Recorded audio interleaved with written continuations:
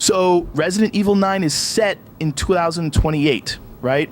That puts it about 10 years before Shadows of Rose. Makes me wonder if Capcom is using this as a kind of soft reboot to phase out the old crew. You know, Leon, Chris, Jill, Claire, bring in a new generation of main characters.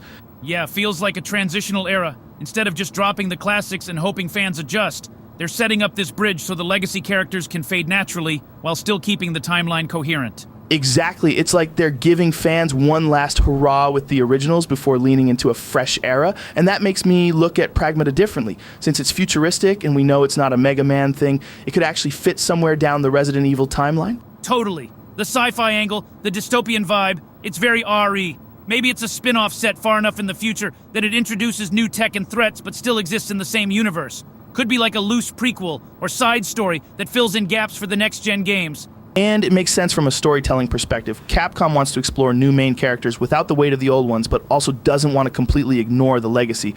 Pragmata could be their experimental testing ground for that. Exactly. They get to see how fans react to new protagonists, futuristic settings, new gameplay mechanics, without directly impacting the core Resident Evil canon. Then they can feed that into the next mainline title. And it kind of creates a clean slate for RE. You phase out the old characters gracefully, experiment with new tech and characters in Pragmata, then fold the lessons learned into future mainline games. Smart move. Smart and safe. Gives Capcom wiggle room. If Pragmata bombs, it doesn't tank the main timeline. If it's solid, they've got a ready-made future for the series.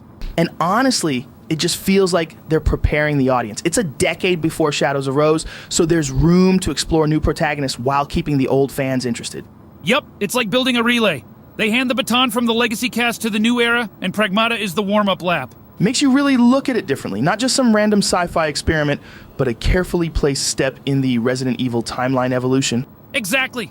And I love seeing them experiment.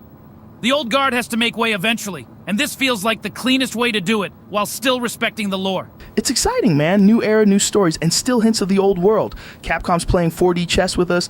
Yeah, just gotta see how the fans react. Could be a total hit or a learning experience, but either way, they're setting themselves up for the next decade. And Pragmata being futuristic, perfect bridge. I wouldn't be shocked if they eventually tie it in with RE9's plot thread subtly. Could be the start of a whole new branch of the series. We'll see if it sticks. I'm here for it. Bring on the future of Resident Evil.